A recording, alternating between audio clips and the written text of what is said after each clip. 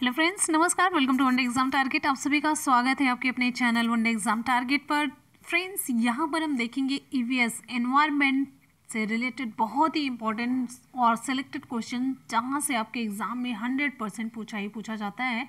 यहाँ से आपके एग्जाम में 100% क्वेश्चन ज़रूर आता है। तो चलिए बिना टाइम वेस्ट किए हुए स्टार्ट करते हैं आज की क्लास को। तो शुरू से लास्ट तक आप लोग वीडियो के साथ बने रहिएगा और आप सभी स्टूडेंट जितने भी लोग वीडियो को देख रहे हैं, वीडियो को लाइक और दोस्तों में शेयर करना बिल्कुल भी ना भूलें। तो चलिए बिना किसी देरी की क्लास को स्टार्ट करते हैं। क्वेश्चन है, पर्यावरण से अभिप्राय क्या है? पर्यावरण से क्या अभिप्राय है? आप लोग ध्यान से समझ करके रिप्लाई करेंगे। आपको थोड़ा सा टाइम देंगे।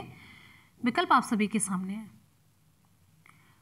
ऑप्शन यहाँ पर हमारा सही हो जाता है डी, उपर्युक्त सभी। पर्यावरण से मतलब है उन सभी स्थितियों और प्रभावों का कुल योग जो जीव समूह के विकास और जीवन पर असर डालता है। कहने का मतलब पर्यावरण के अंतर्गत भूमि, जल, वायु, पौधों और पशुओं की प्राकृतिक दुनिया और इनके जो चारों ओर का वातावरण है वो आता है। उन संपूर्ण दशाओं का योग है जो व्यक्ति को एक समय बिंदु पर घेरे हुए है। भौतिक, जैविक और सांस्कृतिक तत्वों की अंतःक्रियात्मक व्यवस्था जो अंतर संबंधित होती है, ये सभी पर्यावरण के अंतर्गत आती हैं। कहने का मतलब वायु, जल, भूमि, इन सभी के साथ साथ गतिशील रूप में मानव हुआ, अन्य जीव जंतु, पौधे, सूक्ष्म जीव समूह और उनके गुणों के बीच जो एक अंतर संबंध होता है, ये सभी पर्यावरण के अंतर्गत आता है। अगर हम आपको इस तरीके से समझाते हैं पर्यावरण, जैसे मान लीजिए ये पर्यावरण हमने लिख दिया, पर्यावरण हो गया पर्यावरण के चारों तरफ इस तरीके से, तो यहाँ पर स्थल मंडल हो गया, जल मंडल हो गया, वायुमंडल हो गया और जीव मंडल हो गया। ये सारी चीजें होंगे। जीव मंडल में पेड़ पौधे और जीव जंतु शामिल हो गए। जल मंडल में इधर नदी, झील, तालाब, सागर, ये सभी। वायुमंडल में क्षोभ मंडल, समताप मंडल, ये सारे मंडल शामिल हो गए। और स्थल मंडल की बात करते हैं तो यहाँ पर पर्वत, मैदान, रेगिस्तान, ये सभी आ गया। कहने का मतलब आपको मैंने यहाँ पर डिटेल में सब कुछ बता दिया कि किस तरीके से ये आपस में एक दूसरे से कनेक्टेड होते हैं। ठीक है, चलते हैं अगले क्वेश्चन पर। नेक्स्ट हमारा क्वेश्चन आप सभी के लिए, ये क्वेश्चन खूब पूछा जाता है, पर्यावरण अपकर्ष से क्या अभिप्राय है? पर्यावरण अपकर्ष से आप क्या समझते हैं? 4 ऑप्शन आप सभी के सामने है, तो विकल्प कौन सा सही होगा? ऑप्शन यहाँ पर हमारा सही हो जाता है, पर्यावरण अपकर्ष से मतलब विकल्प डी सही हो जाता है, उपर्युक्त सभी। पृथ्वी के प्राकृतिक आवासों का विनाश उनके जैव विविधता की अत्यधिक हानि, यानी कि प्राकृतिक संसाधनों के बहुत ज़्यादा और असीमित क्षरण से पर्यावरण को जो होने वाली क्षति होती है, उसी को हम अपकर्ष कहते हैं। तो कहने का मतलब जब पृथ्वी की प्राकृतिक आवासों का विनाश हो जाता है और उनकी जैव विविधता को क्षति पहुंचती है, तो इसके कारण से जो एक असंतुलन उत्पन्न होता है, उसी को हम पर्यावरण अपकर्ष कहते हैं। ध्यान रखिएगा, पर्यावरण अपकर्ष प्राकृतिक और मानव जनित दोनों प्रकार से होता है। पर्यावरण को क्षति पहुंचना, उनके आवासों का विनाश और जैव विविधता एक नेचुरल प्रोसेस के अंतर्गत भी होता है, और साथ ही साथ में ये ऐसा भी होता है कि मानव जनित भी होता है। ठीक है, इस कारण से यहाँ पर विकल्प डी सही हो जाएगा। देखिए, पारिस्थितिकी विभिन्नता के परिणाम स्वरूप जो असंतुलन उत्पन्न होता है, या मानवीय क्रियाकलापों से विपरीत परिवर्तन लाना, या पर्यावरणीय गुणों का पूर्ण रूप से निम्नीकरण, तो ये सारी चीजें इसके अंतर्गत आएंगी। अगले क्वेश्चन पर आ जाते हैं। नेक्स्ट है, विश्व पर्यावरण दिवस मनाया जाता है, कब मनाया जाता है? बहुत ही आसान सा, लेकिन इतना ज्यादा क्वेश्चन पूछा जाता है ये, इवन पीसीएस तक में भी ये खूब पूछा जाता है और हर बार पूछा जाता है। एक पेट क्वेश्चन होता है जब भी कभी ईवीएस का इकोलॉजी या इकोसिस्टम, ये सारे पॉइंट अगर आते हैं एग्जाम में, यहाँ से क्वेश्चन पूछे जाते हैं, तो ये जरूर पूछा जाता है। विकल्प यहाँ पर हमारा बी सही हो जाता है, 5 जून को। 5 जून को विश्व पर्यावरण दिवस मनाया जाता है। अच्छा, 1 दिसंबर को क्या मनाया जाता है? 1 दिसंबर को मनाया जाता है विश्व एड्स दिवस। 14 नवंबर को बाल दिवस मनाया जाता है, और साथ ही साथ विश्व मधुमेह दिवस भी मनाया जाता है। ठीक है, 15 अगस्त को स्वतंत्रता दिवस मनाया जाता है, आप सभी जानते हैं। आ जाते हैं अगले क्वेश्चन पर। नेक्स्ट हमारा क्वेश्चन, एक पॉइंट आपसे पूछना है कि जो विश्व पर्यावरण दिवस है 2020, इसकी थीम क्या थी? आपको बताना है 2020 की थीम। 2019 में हम बताते हैं आपको, 2019 में थीम थी वायु प्रदूषण, वायु प्रदूषण। और इसका जो वैश्विक मेजबान देश था ये चीन था। और 2018 की अगर हम बात करते हैं तो भारत ने मेजबानी की थी और इसका जो थीम था क्या था? Beat plastic pollution, beat plastic pollution, ठीक है, बीट प्लास्टिक पॉल्यूशन। इस थीम के साथ विश्व पर्यावरण दिवस 2018 में मनाया गया था, भारत ने मेजबानी की। और वायु प्रदूषण थीम थी 2019 में, मेजबानी की चीन ने। अब आपको बताना है 2020 के बारे में, ठीक। चलिए अगले क्वेश्चन पर आ जाते हैं। नेक्स्ट है हमारा अगला क्वेश्चन है, राजीव गांधी पर्यावरण पुरस्कार दिया जाता है श्रेष्ठतर योगदान के लिए किस क्षेत्र में? ऑप्शन यहाँ पर हमारा बी सही हो जाता है, स्वच्छ प्रौद्योगिकी एवं विकास में। तो राजीव गांधी पर्यावरण पुरस्कार की स्थापना कब हुई? पहले तो ये जानिए 1993 में की गई थी। और ये पुरस्कार स्वच्छ प्रौद्योगिकी और विकास के क्षेत्र में दिया जाता है। जो भी स्वच्छ प्रौद्योगिकी और अभ्यासों को अपनाने या उनका उपयोग करने के प्रति महत्वपूर्ण योगदान देते हैं, जिनसे पर्यावरण प्रदूषण में कमी आती है। कहा गया ना स्वच्छ प्रौद्योगिकी और विकास में, मतलब ऐसी प्रौद्योगिकी का उपयोग करते हैं जिससे कि पर्यावरण को नुकसान नहीं पहुंचता है, पर्यावरण प्रदूषण में बहुत कमी आती है या उसकी रोकथाम होती है। तो इस पुरस्कार के तहत क्या क्या दिया जाता है? 2 लाख रुपए की नगद राशि दी जाती है, ट्रॉफी और एक प्रशस्ति पत्र दिया जाता है। अगला क्वेश्चन है, प्रत्येक वर्ष दिया जाने वाला इंदिरा गांधी पर्यावरण पुरस्कार का आधार होता है। ऑप्शन यहाँ पर हमारा कौन सा सही होगा? जितने भी क्वेश्चन आप लोग देखेंगे हर मेरी क्लास में, हर वीडियो में बहुत ही इंपॉर्टेंट और सिलेक्टेड क्वेश्चन होते हैं, जैसे कि आप सभी जानते हैं। विकल्प यहाँ पर हमारा कौन सा सही होगा? प्रत्येक वर्ष जो इंदिरा गांधी पर्यावरण पुरस्कार दिया जाता है उसका आधार क्या होता है? वेरी गुड, ऑप्शन यहाँ पर हमारा ए सही हो जाता है। प्रत्येक वर्ष दिया जाने वाला इंदिरा गांधी पर्यावरण पुरस्कार पर्यावरण के क्षेत्र में सार्थक योगदान करने वाले संगठन या व्यक्ति को प्रदान किया जाता है। ध्यान दीजिएगा, व्यक्ति को ही नहीं, साथ साथ में संगठन या व्यक्ति दोनों मैंने कहा है, तो संगठन के साथ साथ व्यक्ति को भी ये जो प्रदान किया जाता है, ठीक है। और इस पुरस्कार की स्थापना कब हुई? 1987 में की गई थी। और इस पुरस्कार के तहत क्या दिया जाता है? 5 लाख रुपए की नगद राशि और प्रशस्ति पत्र प्रदान किया जाता है। क्लियर है? बहुत बढ़िया। अगले क्वेश्चन पर चलते हैं। नेक्स्ट हमारा क्वेश्चन, ग्लोबल 500 पुरस्कार प्रदान किए जाते हैं। ये क्वेश्चन हमने कई बार आपको बताया है और पढ़ाया भी है। ऑप्शन यहाँ पर हमारा सही हो जाता है ऑप्शन सी, पर्यावरण प्रतिरक्षा के लिए। ऑप्शन सी सही हो जाता है, पर्यावरण प्रतिरक्षा के लिए ग्लोबल 500 पुरस्कार। तो ग्लोबल 500 एक अंतर्राष्ट्रीय पुरस्कार है, पर्यावरण प्रतिरक्षा के लिए किए गए उत्कृष्ट कार्यों के लिए दिया जाता है।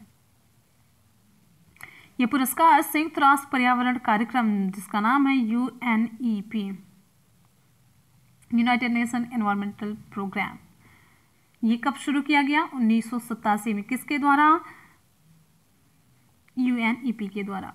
और ये पुरस्कार पर्यावरण और मानवीय उपलब्धि को मान्यता देने, बढ़ावा देने, सम्मानित करने के लिए प्रारंभ किया गया था। ठीक है, तो ये जो पुरस्कार है मतलब पर्यावरण में अच्छा काम करने के लिए सफल व्यक्तियों और संगठनों को सम्मानित करने के लिए दिया जाता है। ठीक है, नेक्स्ट हमारा क्वेश्चन है, इको मार्क उन भारतीय उत्पादों को दिया जाता है जो शुद्ध एवं मिलावट रहित हो, प्रोटीन समृद्ध हो, पर्यावरण के प्रति मैत्रीपूर्ण हो, आर्थिक दृष्टि से व्यवहार्य हो। तो विकल्प यहाँ पर हमारा सी सही हो जाता है, पर्यावरण के प्रति जो मैत्रीपूर्ण हो। इको मार्क का प्रयोग उन भारतीय उत्पादों के लिए किया जाता है जिनके उत्पादन में मतलब मैत्रीपूर्ण हो, जिनके उत्पादन में पर्यावरण को कोई नुकसान ना हुआ, पर्यावरण को कोई क्षति ना हुई हो। ठीक है, यानी कि पर्यावरण के प्रति मैत्रीपूर्ण हो। और ये जो प्रमाण पत्र दिया जाता है भारतीय मानक ब्यूरो BIS द्वारा दिया जाता है। और कब से दिया जा रहा है? 1991 से दिया जा रहा है। इसका लोगो क्या है? इसका लोगो पूछा जाता है। इसका लोगो है मिट्टी का घड़ा, मिट्टी का घड़ा है। ठीक है, और इस योजना के तहत कुछ मतलब उत्पाद की जो श्रेणियां हैं उसकी पहचान की गई है, जैसे साबुन और detergent, paints, paper, plastic, cosmetic, textiles, batteries, wood cast, propellants और एरोसॉल। और खाद्य पदार्थ की अगर हम बात करते हैं तो उसमें वनस्पति, चाय और कॉफ़ी आती है। इलेक्ट्रिक और इलेक्ट्रॉनिक जो सामान है वो आता है, तेल आता है, ड्रग्स आता है, खाद्य संरक्षक और कीटनाशक और चमड़ा, ये सभी इस योजना के तहत चिन्हित किए गए उत्पाद की श्रेणियां थी। आपको मैंने बता दिया, ये सारे आएंगे, इको मार्क इनको दिया जाता है। अगला हमारा क्वेश्चन है, नीचे दिए गए कथनों पर विचार करना है और कूट से सही उत्तर का चयन करना है आपको। तो यहाँ पर देखिए पूरा आपका क्वेश्चन भी और आंसर भी लिख करके आ रहा है क्लियर। ठीक है, प्राकृतिक पर्यावरण स्वच्छ होता है और मानव क्रियाएं पर्यावरणीय प्रदूषण का कारण है। क्या है? प्राकृतिक पर्यावरण स्वच्छ होता है, ये भी सही बात है। मानव क्रियाएं पर्यावरण प्रदूषण का कारण है, ये भी सही है। क्या AR की सही व्याख्या है? बिल्कुल, ऑप्शन ए सही हो जाता है। A और R दोनों सही है और R A की सही व्याख्या है। कथन व्याख्या नहीं होता, कारण व्याख्या होता है। तो ऑप्शन आपका ए सही हो जाता है। ठीक है, तो दोनों सही है। और यदि प्रदूषण पर हम विचार करते हैं तो प्रदूषण का मुख्य कारण मानव की क्रियाएं ही होती हैं, जैसे इंडस्ट्रीज बनाना, औद्योगिकरण करना, धुआं हुआ, गंदे मल आदि का निकलना, नगरीकरण, गंदी बस्ती हो जाता, वनों का कटना, वायु प्रदूषण, ये सभी मनुष्य अपने स्वार्थ में ही तो करता है। तो जब स्वार्थ में करता है तो यहाँ पर पर्यावरण प्रदूषण बढ़ जाता है। नेक्स्ट क्वेश्चन पर हम आएंगे। हमारा अगला क्वेश्चन है, विश्व पर्यावरण सुविधा का आरंभ हुआ था। विश्व पर्यावरण सुविधा का आरंभ कब हुआ था? 1985, 89, 91, 94। ऑप्शन यहाँ पर हमारा सी सही हो जाता है, 1991 में। विश्व पर्यावरण सुविधा का प्रारंभ अक्टूबर 1991 में 183 देशों के सहयोग से हुआ। 183 देश इसमें शामिल थे। ये जो वैश्विक पर्यावरण समस्या है, इसके हल व सतत विकास को बढ़ावा देने के लिए एक मंच प्रदान करता है विश्व पर्यावरण सुविधा। 1992 में रियो पृथ्वी सम्मेलन के दौरान इसकी स्थापना की गई थी, 1992 में। क्वेश्चन है, हाल ही में किसने भारत के पहले chief of defence staff CDS का पदभार ग्रहण किया?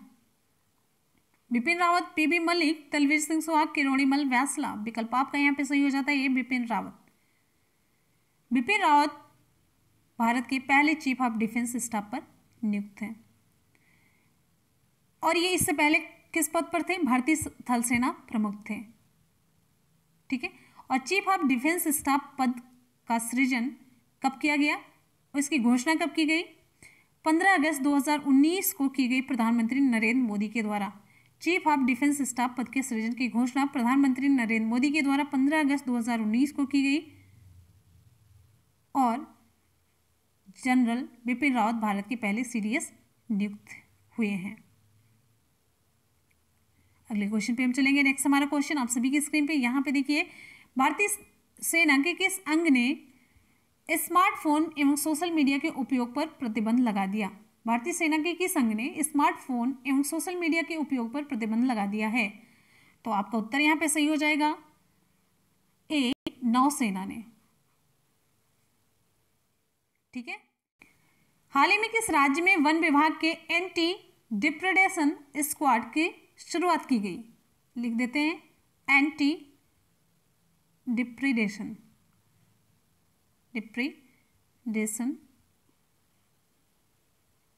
स्क्वाड।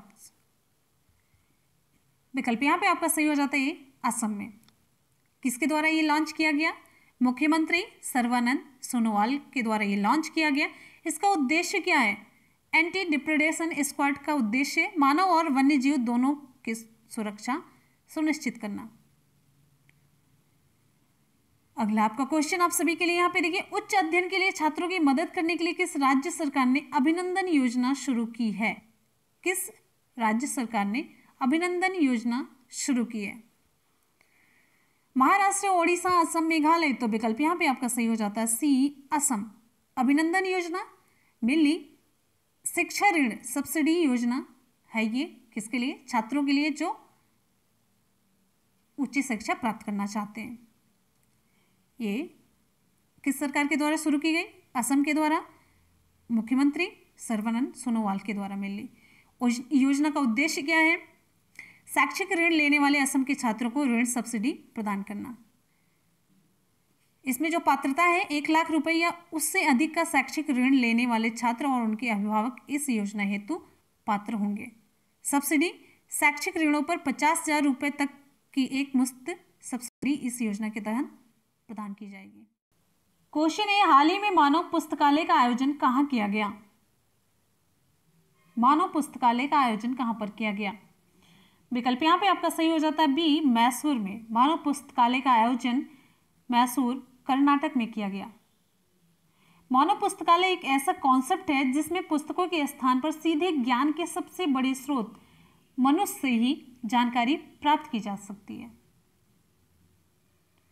मानव पुस्तकालय के मैसूर चैप्टर के संस्थापक के पवित्रा हैं। के पवित्रा। मानव पुस्तकालय की शुरुआत कब हुई? 2000 में हुई थी। वर्ष 2000 में डेनमार्क की राजधानी कोपेनहेगन में हुई। डेनमार्क की राजधानी कोपेनहेगन में वर्ष 2000 में मानव पुस्तकालय की शुरुआत हुई। वर्तमान में मानव पुस्तकालय संगठन कहाँ कहाँ पे कार्यरत है? कितने देशों में? तो 85 से अधिक देशों में ये कार्यरत है।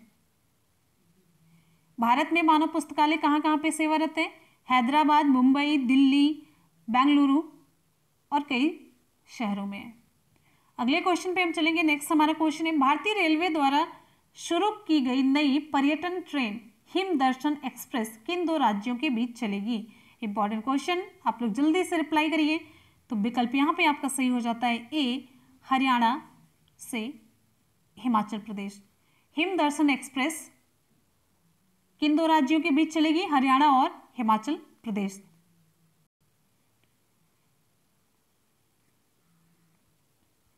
दो राज्य, अब हरियाणा के किस स्टेशन से और हिमाचल प्रदेश के किस स्टेशन तक ये ट्रेन जाएगी?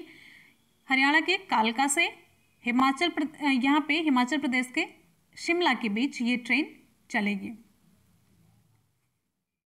तो फ्रेंड्स, यहाँ पर आज के क्वेश्चन कंप्लीट होते हैं। आपको कैसे लगे हमेशा की तरह फीडबैक जरूर दीजिएगा। और चलिए कर लेते हैं एक बार जल्दी से क्वेश्चन का सुपरफास्ट रिवीजन।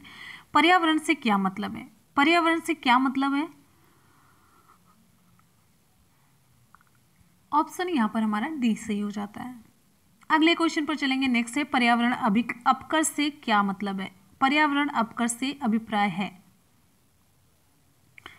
ऑप्शन यहाँ पर हमारा डी सही हो जाता है, उपर्युक्त सभी। Option D. नेक्स्ट क्वेश्चन हमारा, विश्व पर्यावरण दिवस मनाया जाता है। विश्व पर्यावरण दिवस कब मनाया जाता है? ऑप्शन बी सही हो जाता है, 5 जून को। अगला है, राजीव गांधी पर्यावरण पुरस्कार दिया जाता है श्रेष्ठतर योगदान के लिए किस फील्ड में? ऑप्शन बी सही हो जाता है, स्वच्छ प्रौद्योगिकी और विकास में। प्रत्येक वर्ष दिया जाने वाला इंदिरा गांधी पर्यावरण पुरस्कार का आधार क्या होता है? ऑप्शन ए, पर्यावरण के क्षेत्र में सार्थक योगदान देने के लिए। ग्लोबल 500 पुरस्कार प्रदान किए जाते हैं। ऑप्शन सी, पर्यावरण प्रतिरक्षा के लिए। नेक्स्ट है, इको मार्क उन भारतीय उत्पादों को दिया जाता है जो पर्यावरण के प्रति मैत्रीपूर्ण हो। ऑप्शन सी सही हो जाता है। नीचे दिए गए कथनों पर विचार करना है और कोड से सही उत्तर का चयन करना है। कथन दिया गया, प्राकृतिक पर्यावरण स्वच्छ होता है, बिल्कुल सही है। कारण है मानव क्रियाएं पर्यावरणीय प्रदूषण का कारण है, ये भी सही है। तो कथन भी सही है और इसका जो एक्सप्लेनेशन है ये भी सही है। नेक्स्ट है, विश्व पर्यावरण सुविधा का आरंभ हुआ था। विश्व पर्यावरण सुविधा का आरंभ कब हुआ था? तो विकल्प यहाँ पर हमारा सही हो जाता है, ऑप्शन सी सही हो जाता है 1991 में। ठीक है, तो फ्रेंड्स इसी के साथ ही आज की क्लास कंप्लीट होती है। आ जाते हैं आज के सवाल की तरफ। हमारा आज का सवाल है, इको मार्क उन भारतीय उत्पादों को दिया जाता है जो शुद्ध एवं मिलावट रहित हो, प्रोटीन समृद्ध हो, पर्यावरण के प्रति मैत्रीपूर्ण हो, आर्थिक दृष्टि से व्यवहार्य हो। तो चारों में से आपका कौन सा ऑप्शन सही होगा, आप लोग कमेंट सेक्शन में कमेंट करके जरूर बताएंगे। तो फ्रेंड्स आज की क्लास आपको कैसी लगी? हमेशा की तरह आपका फीडबैक बहुत ही ज़रूरी है। और आप लोग अपने न्यूज़ चैनल जिसका नाम है मुनमुन ब्लॉग्स, इसके लिंक हम आपको नीचे डिस्क्रिप्शन बॉक्स में दे देंगे। आप लोग चैनल को सब्सक्राइब कर लीजिएगा। वहाँ पर आपको कुछ ना कुछ अच्छा सा इंटरेस्टिंग मोटिवेशनल और इंटरेस्टिंग वीडियो देखने को मिलेगा। हमारे द्वारा कुछ ना कुछ एक्टिविटी आपको वहाँ पर ज़रूर मिलेगी। तो चलिए इसी के साथ ही आज की क्लास को कंप्लीट करते हैं। मिलते हैं फिर नेक्स्ट वीडियो में। तब तक के लिए good bye and take care. Thank you so much. Love you all. Bye bye and take care. जय हिंद।